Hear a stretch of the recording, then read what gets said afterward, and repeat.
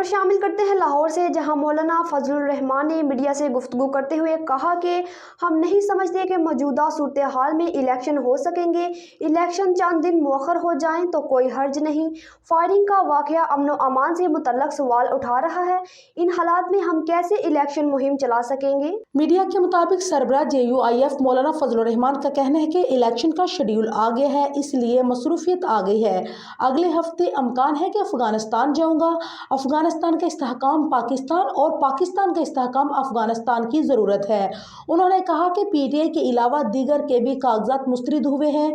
सिर्फ PTI के कागजात नामजदगी मुस्तरद नहीं हुए, अख्तर मैंगल के भी हुए हैं। हमने बिजली की लोड शेडिंग खत्म की, अब दोबारा लोड शेडिंग हो रही है।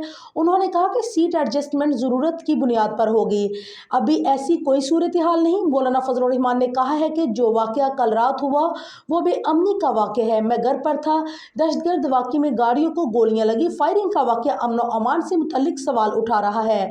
इन हालात में हम कैसे इलेक्शन मुहिम चला सकते हैं? हम नहीं समझते कि इलेक्शन हो सकेंगे।